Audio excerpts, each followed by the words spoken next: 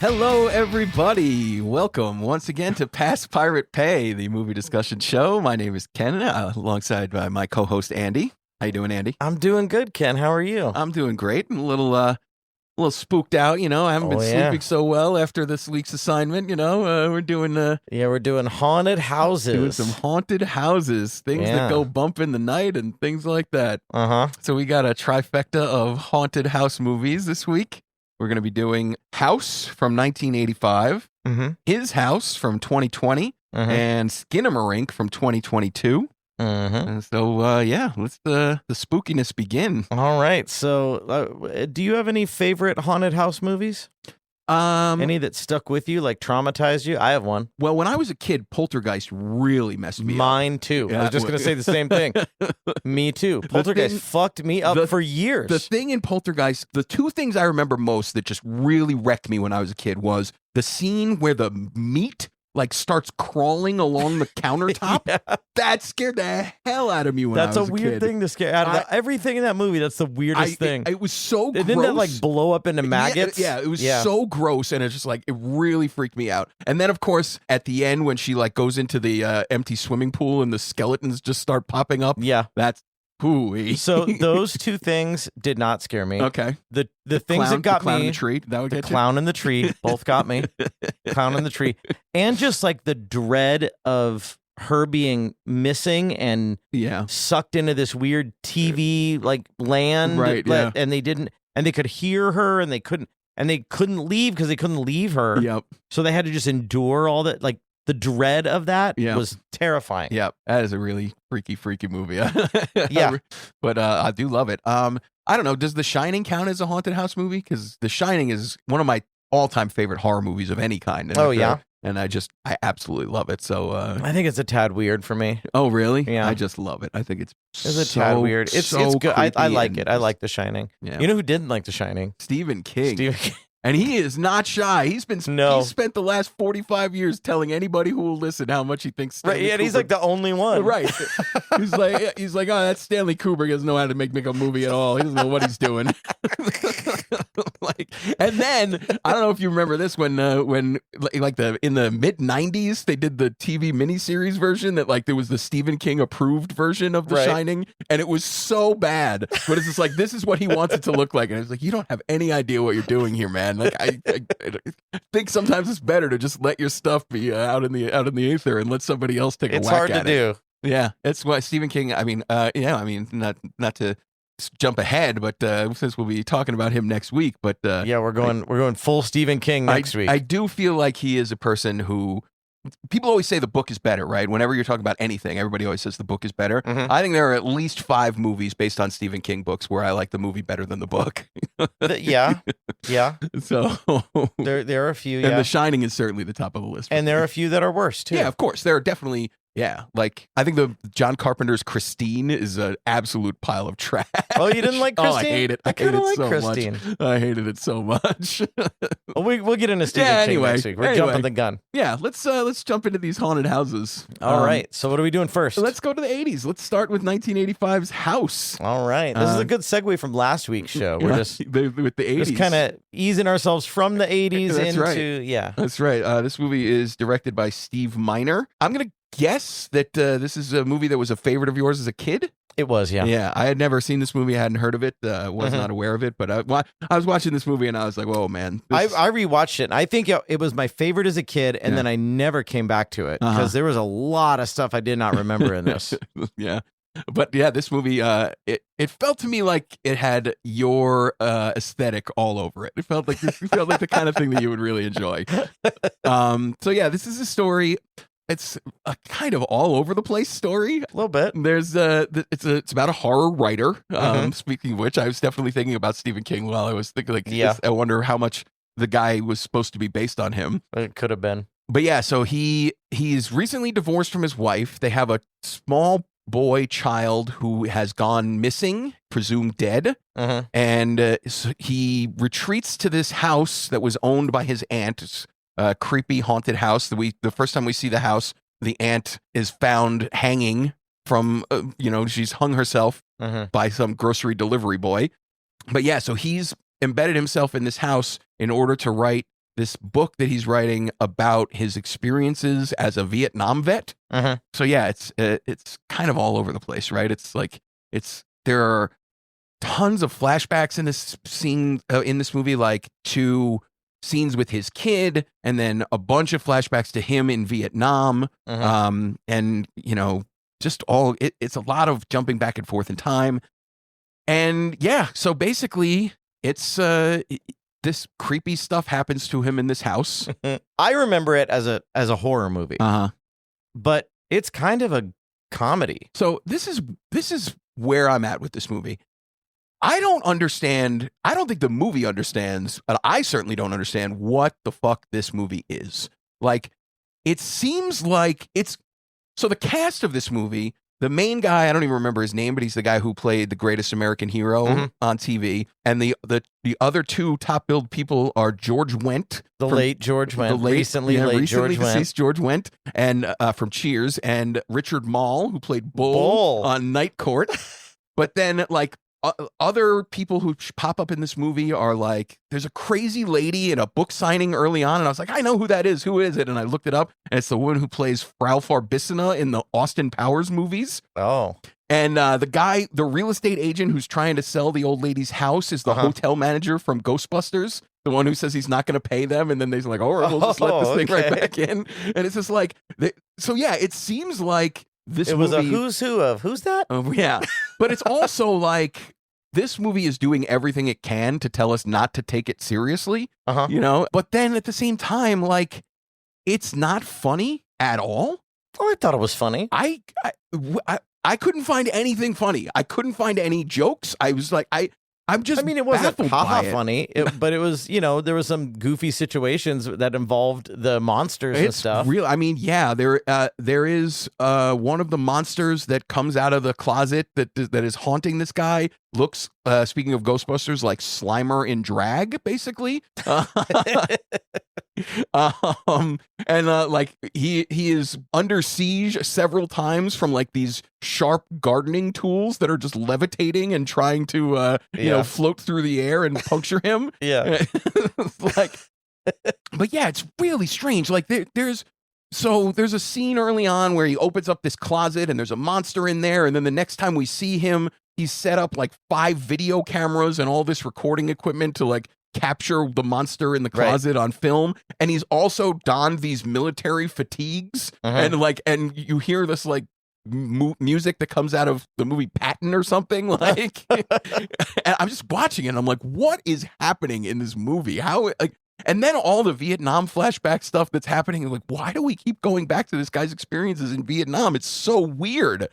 And then, of course, we learn why these things happen. But yeah, we'll get to that in a minute. I don't know. I have no clue what to make of this movie. It seems like I take this movie in the same vein, and I think it might have been like an inspiration for Sam Raimi. This did see really Sam Raimi in Evil there. Dead to me. I see what you're saying. I definitely got the impression that this movie wants to be what Evil Dead 2 is. Right, like, right, but this is before Evil Dead came out, right? Well, it's before the second one. The first Evil Dead is much more of a standard horror movie. That was out before this? Yeah, that came out a couple years before. But Evil Dead 2 is the Evil Dead that people think of when they think of Evil Dead, right? Right. It's almost a remake, right? Yeah, it's basically a remake. I like Evil Dead fine. I love Evil Dead 2. I think Evil Dead 2 is amazing. But see, that's the thing. Like, I don't know. Maybe it's just because Bruce Campbell is actually funny and Sam Raimi actually is able like this movie doesn't do the horror well and it doesn't do the comedy well. I think that's where it lost me, right? It's just like it seems to be straddling this line where it's like it wants to tell this very serious story of this guy dealing with the trauma of his lost child and these horrible experiences he had in Vietnam, where like we see a scene that's like really a lot, where Richard Mall, his best friend in Nam, the two of them are off separate from the rest of their platoon or whatever, and they get, ambushed by Viet Cong, and Richard Mall is dying, and he begs the guy, our hero, to kill him so that he doesn't get tortured by the Vietnamese, right? But he doesn't do it, and so he's just left to get dragged away by these Viet Cong guys, and eventually we learn that he was tortured forever before they actually finally killed him, right? And it's just like, this is really, really heavy stuff, and it's being done by actors who have no dramatic, like, gravitas at all. Wait, Bull has no dramatic gravitas? I know. It's very strange to say. What is wrong with you? It's very strange to say. Josh, if you're listening, I know he's no one, the Night Court thing, he's going to blow me away on this one, but it's just like, I don't know. I mean, I loved me some Night Court when I was a kid, but this is not the kind of thing that Richard Mall... I got, like, this time when I watched it, I got a very big, like, TV movie of the week vibe. It definitely does. This movie looks cheap as all hell. I'm pretty sure it was a big theatrical release. It looks so cheap. Like that was the first thing I thought of when, like, the opening shot, opening scare or whatever of the old lady hanging, like her corpse comes swinging in on this noose, and it's just like, it's the most obvious looking mannequin you've ever seen. It's like, wow, this movie, they did not go all out on effects on this one. It was the 80s. It was a different time. My memory of that movie was so much scarier. Like, yeah, it's just so strange to me. So I guess spoiler alert. Spoiler alert. Spoilers for the film House ahead. Skip to the next chapter or minute marker, 16 minutes and 40 seconds. You have been warned. Because I want to talk about the ending, which is totally batshit for me, right? Like, so this movie is called House because the villain is this scary haunted house throughout the whole thing, right? Except we learn at the end that both the reason why the kid is missing and why the house is haunted is because Richard Mall's ghost or corpse or zombie or whatever is coming back to take his revenge on this guy for not killing him and allowing the Vietnamese to torture him. Okay. So he has kidnapped the guy's son somehow through the magic of this house. But, like, what does Richard Mall have to do with the house? What is, like, why are those two things connected in any way? It's not even like the main guy lives in the house. I got the impression that the house will just haunt you personally in whatever way it can haunt you. But it just, like, that. I don't think it actually was Richard Moll's ghost. Oh, really? Interesting. That was doing this. I think this was all the haunting of the personal haunting of this guy. Okay, that makes sense. That does make some sense. That's what I got. That does. So the house. Why would the woman hang herself? Right. She was having her own personal haunting. Right. Yeah. Exactly. Okay. I guess that does make some kind of sense. Yeah. See, I guess the movie just couldn't convince me that it was actually about anything. So I'm just what is weird though is how his kid was, like, imprisoned in this thing. Yeah, and he could get him out. Right. Exactly. When he goes into this, like, portal to hell inside the bathroom mirror of this house. Right. His kid is there. Seemingly with no way back out.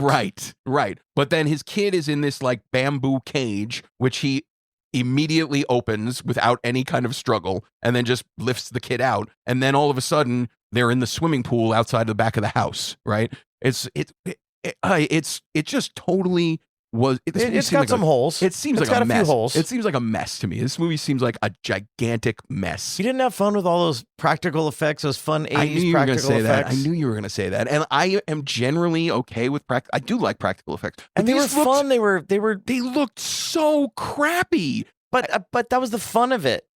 Make them funnier then. Like, go. I thought the closet monster was kind of scary. Yeah, see, I did not at all. I just, like, it's so obviously just a person in a rubber suit. I don't know. I think that was a person. That was just a thing on a track or whatever. It's like it's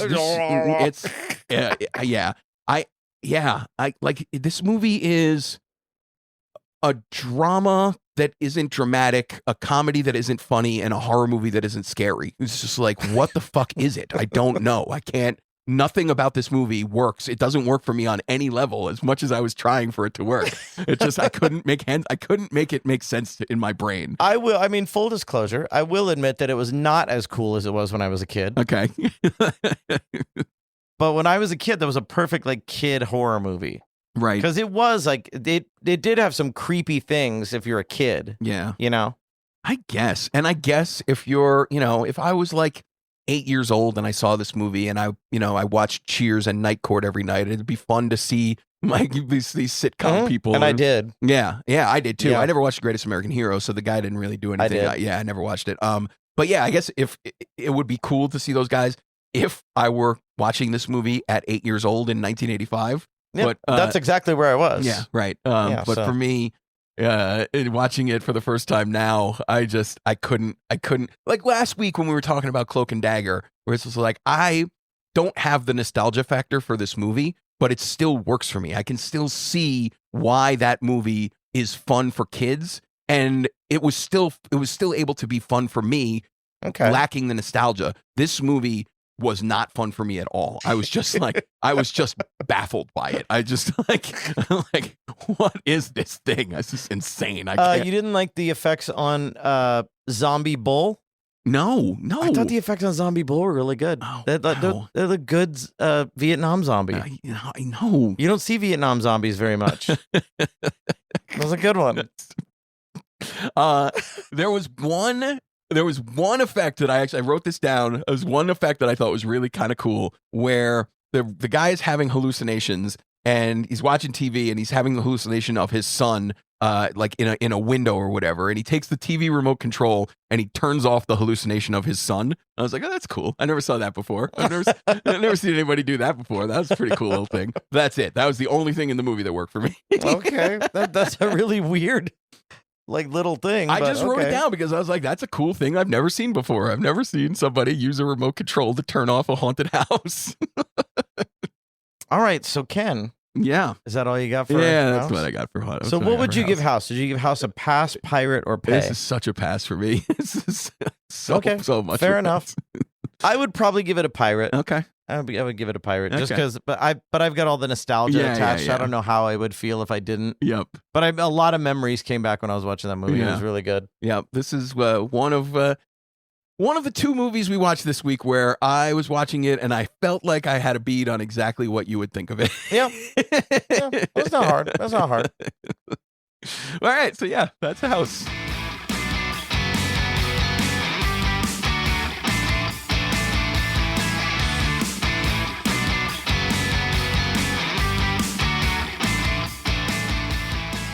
Our second movie today is 2020's His House, directed by Remy Weeks. Mm-hmm. This movie is another haunted house movie. It's about a couple of South Sudanese refugees. They flee this, war-torn country.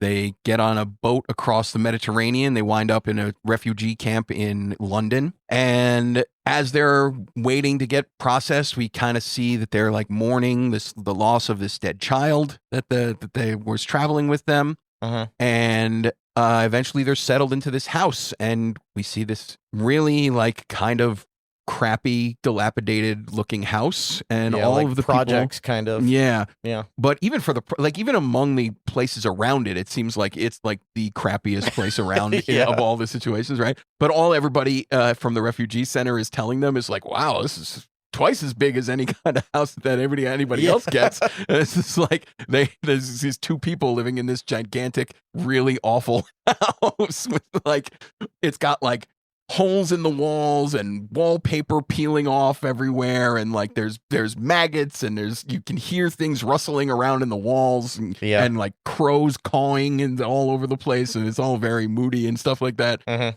And so that's basically what this whole movie is. It's just like these people dealing with the haunting of their past, right? And so that's what quickly we realize. We come to realize the wife, Rial, she's played by Wunmi Mosaku, who we just saw in Sinners. Yeah. So she is, just like in Sinners, she's like a spiritually connected person. She's like familiar with all this occult stuff. And she is telling her husband that it's not so much that the house is haunted, it's that they are haunted. Uh-huh. And it's just like they encountered this, they call it an alpeth, like a witch kind of creature, in the course of fleeing South Sudan. And it has attached itself to them, and that's what's causing all of the haunting in the house. And it's just like it's bringing all of these ghosts, and so they have to reckon with that, or else they're never going to be free of it, right? Mm-hmm. And so we have this struggle going on between the two of them as to how best to deal with this situation. The husband, Bowl, he seems to think that all he has to do is assimilate as much as possible, and that's how they can like leave this stuff behind, because this witchcraft that his wife is talking about, well, that's Africa stuff. We're here in the West, they don't do that kind of stuff, right? And she's not having it. She's just like, basically, this is the kind of thing. And then eventually this whole thing comes to a head. This movie, I thought, was good in all of the ways that House was bad. Oh yeah, yeah. I think that it's like, so it's super quiet. It's kind of similar to House.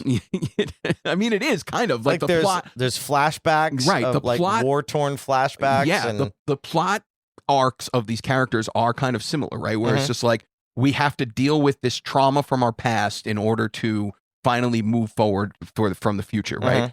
And it's just, I guess, like this movie deals with it in obviously a much more serious way, but also it's just way scarier. It's just like a really pretty scary, creepy ass haunted house movie.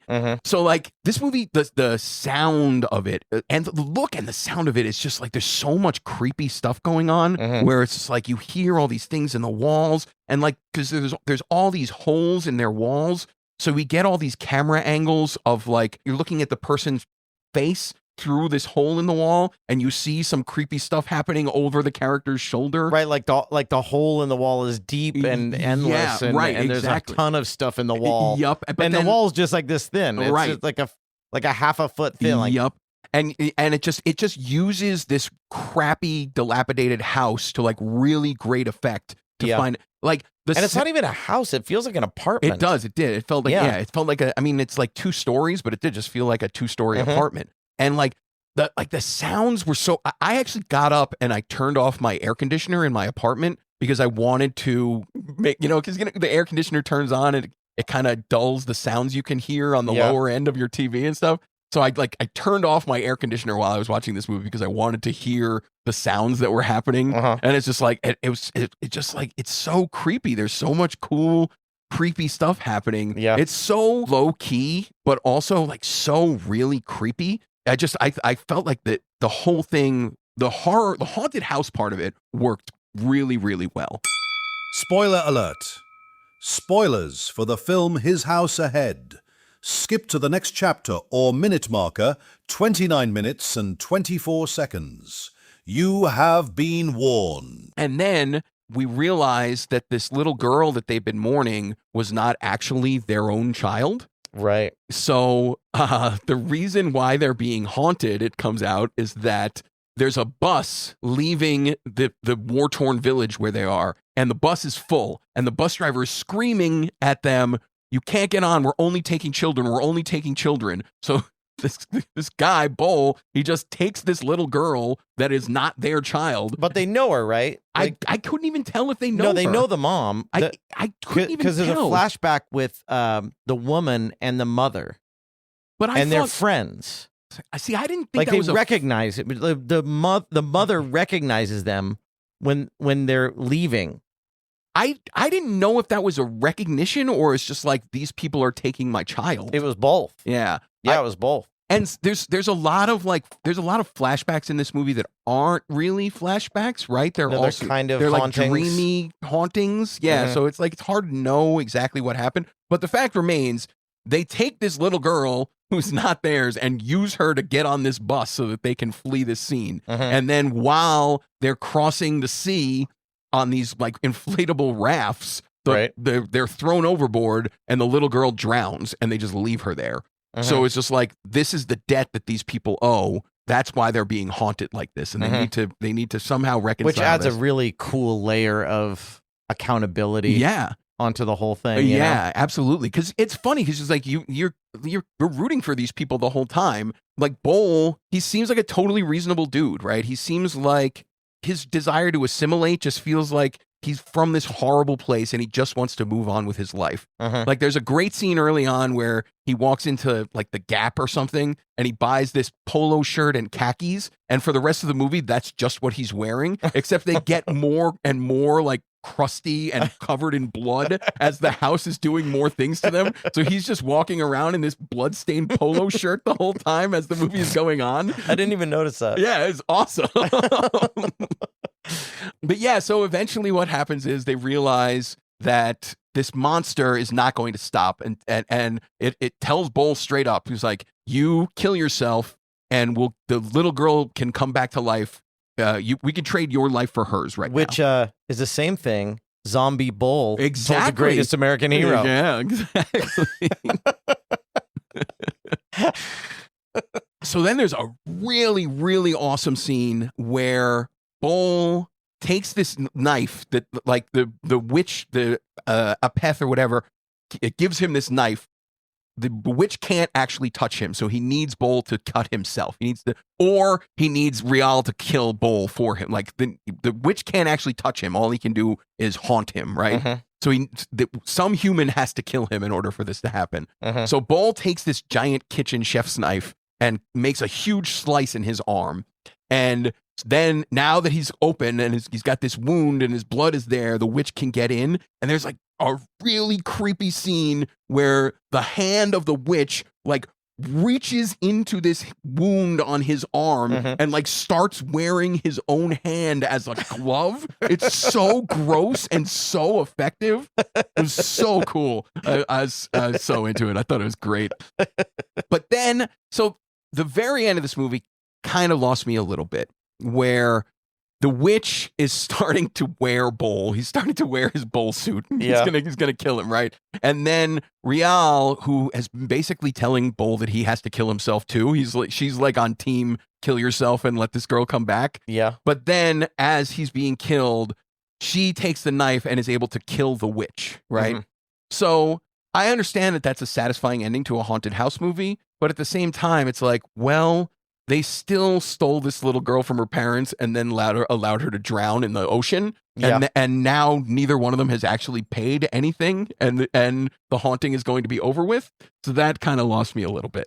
I don't know, man. The haunting itself was kind of it was payment enough. It was very harrowing for sure. But like, yeah, they're we keep seeing they're getting visitors from the refugee center, and it's just like, they're seeing Bull is making more holes in the walls of this house, trying to find the thing that's haunting them. I thought the visits from Matt Smith were really funny. Yeah, he was great. He was absolutely great. Especially the last one, where it was like, so what happened to the witch? He goes, Rial killed it. Okay. But yeah, so yeah, at the very end, we see, he's got a bandage on his arm, but they've patched up, they spackled all the holes in the walls, and they seem very much more well adjusted than they were the last time the refugee people were with them. And it's like, okay, I guess you could stay in England. It's like, it just seemed a little too pat of an ending for me. Just the very end. But that's my only quibble with this movie. I thought it was very, very good. I thought setting a haunted house movie, because a lot of time when you watch a haunted house movie, the whole argument is like, just fucking leave. Right. Just leave the haunted house. Right. Just leave it. Yeah. And they are so stuck there. Yeah. There's nothing they can do, because if they go back to Sudan, they're going to get killed. Right. They are like setting it with like an immigrant backdrop. You're like, they got to fucking face this thing. They got to go head on. Yeah. And it is haunting. Yeah. I mean, I really do. This is the second movie we're talking about this very similar thing, where it's just like you use a horror movie to make an analogy for coping with trauma, right? And this is the second movie we're talking about that does this, and I feel like this is one of the best versions of that I've ever seen. I feel like the drama really hits home, and it's also just an absolute banger of a haunted house movie. You know what I mean? It's creepy and atmospheric and awesome. I really, really liked it. Right on. Yeah. Right on. I did too. Yeah, good. I thought it was really good. Excellent. This one I was not sure how you would feel about it. I dug it. Yeah, I thought you would like it. I mean, it's just a really good movie. It. I agree with everything you said. Yeah. All the scares were good. The premise was good. I even liked the ending. Yeah. Like, I thought the ending was fine. Yeah. Yeah, I was on board. Yeah, I mean, like I said, the ending didn't ruin it for me. It's just my one little nitpick on the whole thing. All right, but cool. Yeah, that's his house. All right, Ken. So what do we got for his house? Is it a pass, pirate, or pay? Oh, that's a pay for me. Pay for me too. Hell yeah. Yeah, watch this. All right.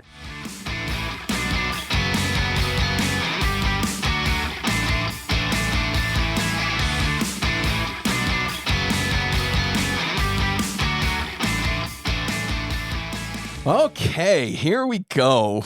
This we're getting to the main event here. 2022 Skinamarink, directed by Kyle Edward Ball. So listen, I curate the show. Yes, you do. And I had been reading about this for a long time. Since it came out, I've been reading about this. Yeah. And I kind of knew a little bit going into it. Didn't know nothing? I had heard that it was controversial. I had heard that it was like either widely loved or completely hated. Yeah, I read that a lot. Yeah, that's all I knew about it, though. I didn't know anything about what it was or how it went about what it was doing. Yeah, I read a little bit more into it, not a whole lot more, but and then I just kind of forgot about it. Yeah, and then it came up again. I actually looked up House on our thing. Yeah. And that came up, and I was like, "Oh yeah, okay." So that's why I put that on the list. Interesting. So yeah, this movie, I looked on the Letterboxd page before I was watching it, and you know, you can see the ratings of the Letterboxd users, how they feel about it, right? Yeah. Usually, for any kind of like standard movie, there's like a giant section, a small section of the scale, the rating scale, where the movie falls, right? Like if the movie's pretty good, most people are going to give it 3.5 to 4.5 stars or something like that. And if it's bad, most people are going to give it 2 stars, right? This movie was like level across the board. It was like just as love many, and hate, right? And middle. Like just as many people gave this thing 1 star as 5 stars and everything in between. It's just like this movie, nobody knows what the hell anybody's going to think. Like you have no idea what's going to happen. Everybody's thinking about it. And it forces you to have an opinion. Like that's for sure. Yeah. That's for sure. Okay, so let's get to it. To start off, I want to say I really wish that I had seen this movie in the theater.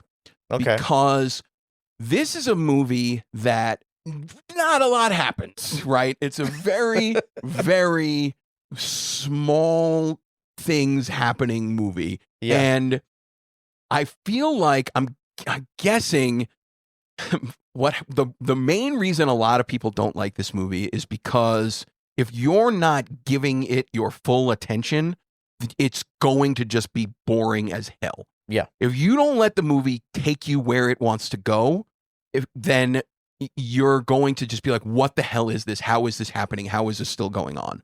So I feel like if I were in a movie theater and I couldn't look at my phone and I couldn't like hear my dog barking or whatever, I feel like I would have been so much more engaged with it. And it was loud. If it was loud, because the sound design on that was right. Yeah, exactly. Hefty. Exactly. So, and I think that's what happens to a lot of people in this movie. But that said, even though I wasn't able to give it as much attention as I wanted to, the movie still took me a little bit. I was still into it. Okay. I guess the bare bones of what this thing is about is there's a family. There's 2 small kids, a boy and a girl, and a mother and a father. And they're in this house. You never see anybody's faces or hardly ever see anybody's faces. You just see images of the house. The whole thing it looks like it was filmed on a potato. I mean, it is grainy as all hell. It's very like 90s camcorder found footage. Yeah, exactly. You know? It looks like the cheaper cousin of the Blair Witch Project. Yeah, and I think it's set in the 90s. Yeah, it says 1995 at the beginning. That's like putting us where we are. Because there's like VCRs and stuff, and you see these kids watching TV and stuff like that. Watching cartoons from the 1920s. Right, yeah. They say in the opening credits that all the kids are watching cartoons the whole movie, and it says all of the cartoons are public domain, so they don't have to put any kind of copyright on anything. The movie cost, did you see how much it cost to make? No, but I'm sure it was nothing. $15,000. Yeah, I mean, yeah, that's like Terrifier territory. Yeah, somebody made off with $14,000. So the graininess of the film quality, I feel like works really well to the movie's advantage because you're constantly seeing things happening in the shadows or like that might not even be happening. Right, exactly. It might just be the noise. Right. It's just like what was that? Is that a chair on the ceiling? Are those Legos moving? Like or those eyes? Or yeah, exactly. Like weird, creepy stuff that just like what? I don't know is that something, but like for me, that really worked to draw me in. Where it's just like I want to see that is the strength of the movie. Yeah, like I just want to see what's happening, and I want to try to figure out what's going on here. And then there are a couple of scenes where it's like really, really. So you'll see something and it's actually really creepy, right? Like there's one really notable shot where the little boy is walking around in the dark and he's got a flashlight because the whole house is dark the whole time, and it's just a kid with kids with their flashlights working through everything, right? Yeah. And we see his sister and he shines the flashlight on his sister's face and she's got no eyes and no mouth, and it's just like, whoa, what the fuck was that? And this is the first thing in the whole movie that you see where it's like, other than like, you know, the toilet disappears or something, where it's just like, this is the first thing you see where it's like, wow, something's actually happening here and it's really creepy, you know? And I felt like that stuff was really effective. It just, I don't know, man. I was not bored by this movie. I was in waves. Okay. It was waves for me. Okay. I think this movie should have been a short film. This felt like performance. Yeah. Like an experimental art film. You know what it felt like to me? It felt like, did you watch Twin Peaks: The Return? No. The new season of David Lynch made of Twin Peaks during the pandemic. Right. There was a lot of weird stuff happening here. It felt like that or Eraserhead or like David Lynch at his absolute least narratively functional. Yeah. But it lacks his like style, so it's not as good as that stuff, but I feel like this movie is very much indebted to Eraserhead or that kind of stuff. And I don't know, like I am not at all sure what happened in this movie. I don't know. No, I think it's like it's an experimental thing. Yeah. It's like up for interpretation, like an art film. Right. Like I don't even know. Like they're talking about the parents. And it's just like, well, where's dad? Maybe he went with mom. I don't want to talk about mom. It's like, is mom dead? Did she die before this movie even took place? Because at one point we go into the bedroom and we see both parents. And again, they're just sitting up on the sides of their beds and it's like really, looking away. Yeah. And you don't see their faces and it's just weird and creepy again. And it's just like, I don't know. But like how much of this is real? You have no way of knowing. And so I don't know. I don't love this movie, but I was kind of swept up in it. I did get on this movie's wavelength for most of the time. Yeah, and I feel like I found myself going back, like I said, going back and forth. Yeah, like going, God damn, this is boring. Yeah, like looking at my watch. Come on.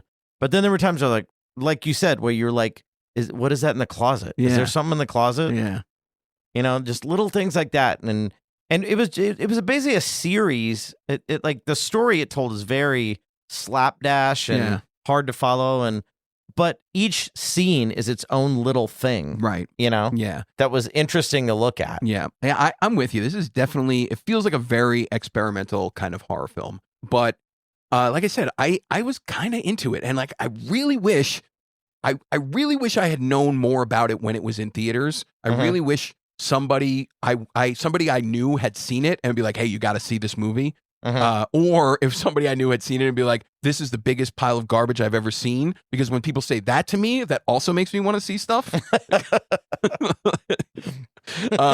But no, I didn't know. I don't know anybody who had seen this movie in the theater. I'm not even sure if it came here. If it did, it was really short. Because I was thinking about seeing it just because of the hype around it. Yeah, because this is the first conversation I've ever had about Skinamarink. You're the only other person I know that has seen this movie.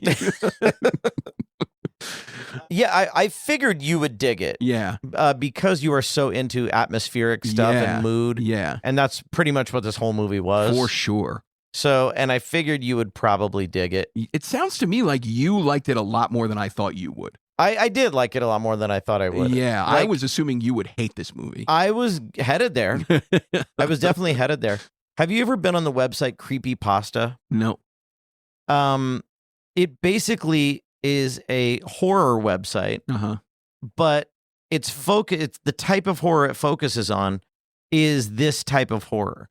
This lurking in the shadows, this kind of like deep-seated horror, like not monsters, not gore, but like Slender Man. You know, are you familiar with Slender Man? I'm familiar with it, but I never saw the movie. Slender Man started on Creepypasta. Yeah, okay. So that just the drawings of the long arms, just disproportionate. Yep. Just things that are wrong. Yeah. That strike you in a weird place. Yeah. That's, I think, this kind of horror. Okay. Like, this is Creepypasta. I'm sure the filmmaker is a massive fan of Creepypasta. Yeah. Because it's also like ghost stories or horror stories in that vein. So, what do you think of the Blair Witch Project? I love the Blair Witch Project. Okay. Yeah, I mean, the Blair Witch Project is certainly more narrative. Right. It's certainly. And I think this movie probably would have been really good if it was more narrative. Yeah, I think you're right. I actually do think you're right. I think if this movie were 10% less experimental, it would be more effective. Yeah.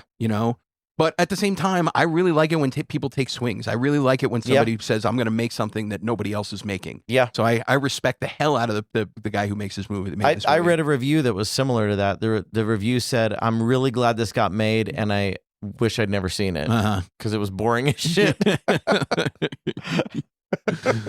Yeah. But he was glad it got made. Yeah. And that's kind of where I'm at too. Like I'm curious to see what this guy does next. Yeah, me too. Because I think that if he moves away from the weird stuff just a little bit and moves towards a little bit more of a story, I think that mood and that tone can really benefit a movie. Yeah. A horror movie, Yeah, for sure. I mean, I think that he definitely has a really good sense aesthetically of what is creepy. And so if he is able to put that into a more conventional, maybe not even a lot more, like I said, like 10% more, some more conventional kind of narrative, I think he could really make something that's a home run.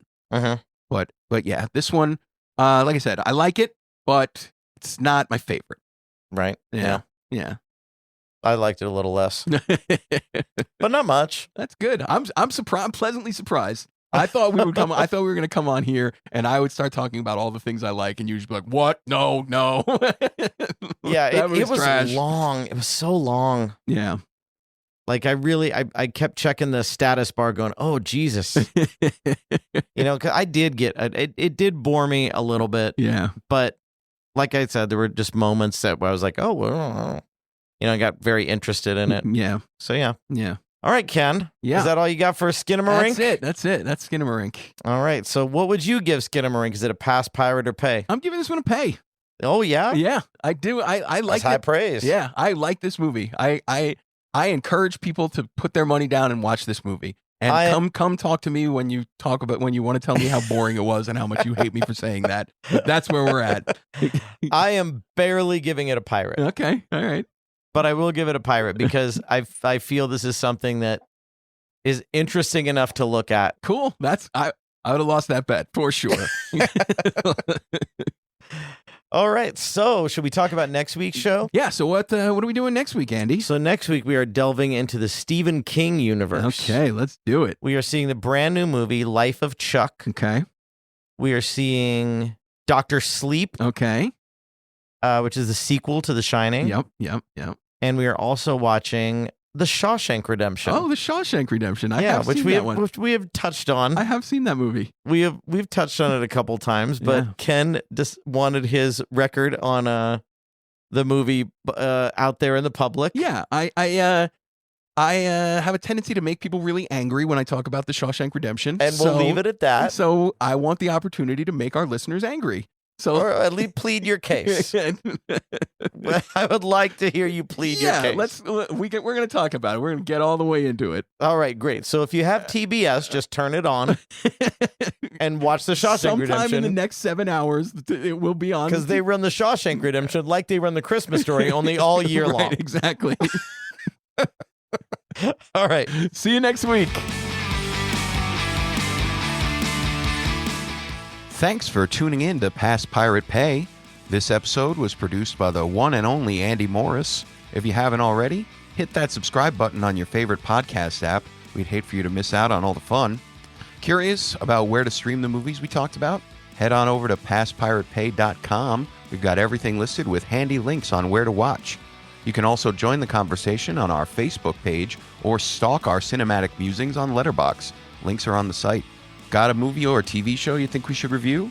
Fill out the contact form, or this is cool, you can even text us right through the episode player on our website's front page. Thanks again for hanging out with us. Until next time, keep watching, keep rating, and keep it past Pirate Pay.